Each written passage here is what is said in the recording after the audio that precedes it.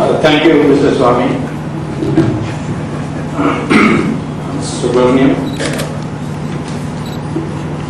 and Mr. Anand, distinguished members of the audience, ladies and gentlemen, I am privileged to speak on this subject before two great organizations, the Madras Chamber of Commerce and the Vadra Foundation. I have also given to the Madras Chamber of Commerce a written form what I am speaking today.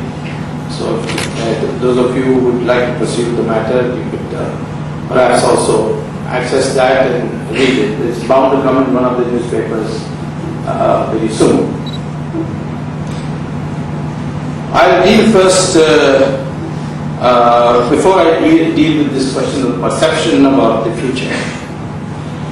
Let's bring some clarity about the present. Currently we are deep into recession, and that has taken us dangerously close to the precipice. It could go either way. It could get worse, or it could get better. Last 5 years we had a GDP average growth, or rather for the last 5 years for which we have statistics, which means 2003 to 2008.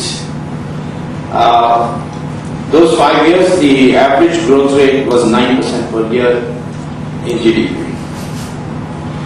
This year it's been pegged at 4.5% per year. And next year, that is 2009-2010, the best estimate put out by anybody is 5.5%. These are estimates. They could be lower or higher.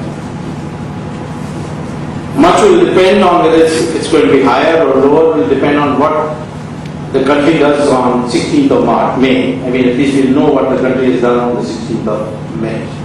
What kind of government comes into power and what kind of policies are pursued. What should be pursued, I will explain in the end. But it will depend on the government of the day. The second fact is that the investment growth rate, which is a much more serious indicator than growth rate itself, has been slowing. And the reason it's been slowing is that foreign inflow has been tightening.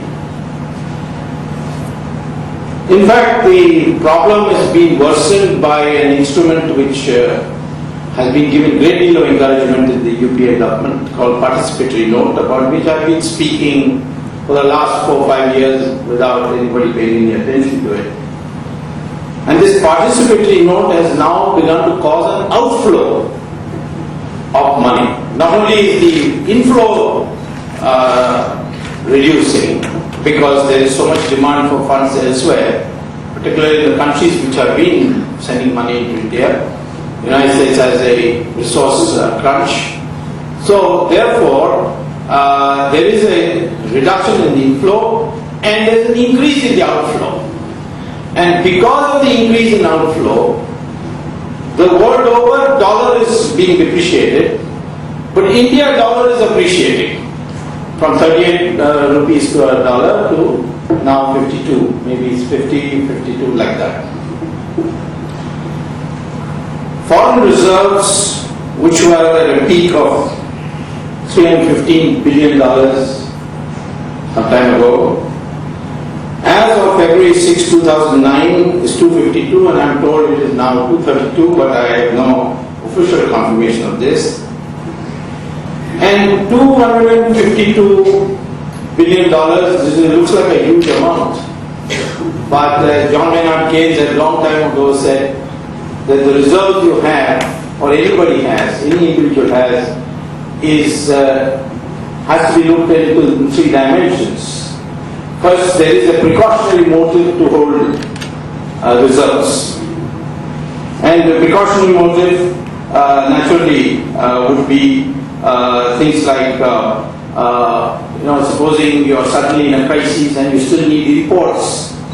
So usually, for precaution's sake, a country keeps reserves which is equal to 6 months of the import bill, the total bill, monthly bill of the imports. You have multiplied by 6. That amount is the amount you have to store as a hedge against the future.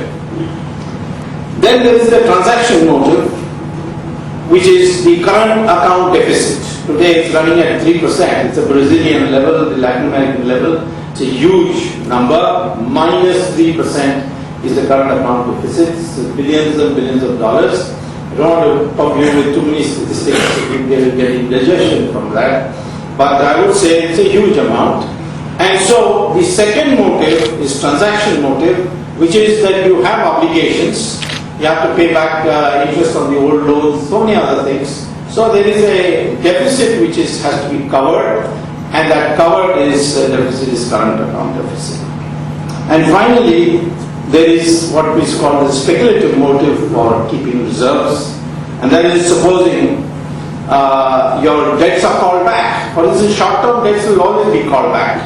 And that's how the East Asian crisis of 1997 took place, when the short-term debts were called back, and these Thailand and right up to Japan, these East Asian countries had taken short-term debts and invested it in long-term assets and fixed assets like real estate.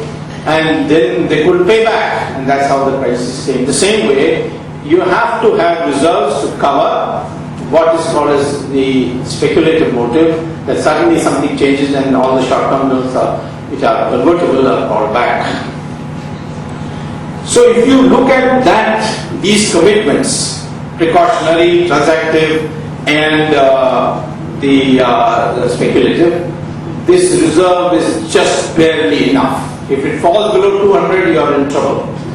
And therefore, we would have the same kind of crisis that we had in 1990, when I had the misfortune of becoming Minister for Commerce, and we came through with it. Although, without my knowledge, the then finance minister, had auctioned gold, which was totally unnecessary. It was not called for. We had got $2 billion from the IMF in exchange for allowing the American planes to land and refuel in India to go to Saudi Arabia, and it was totally unnecessary. But I was not in the loop, and consequently, of course, before going, I did put a note in the official files that nothing can be exported from the country without the permission of the Commerce Minister, and therefore an arrest warrant should be issued against who are responsible. And that is still not being acted on, can be acted on. Now, the fourth thing that we find in our country which is dangerous is the infrastructure situation is in really bad state. Recent Planning Commission announcement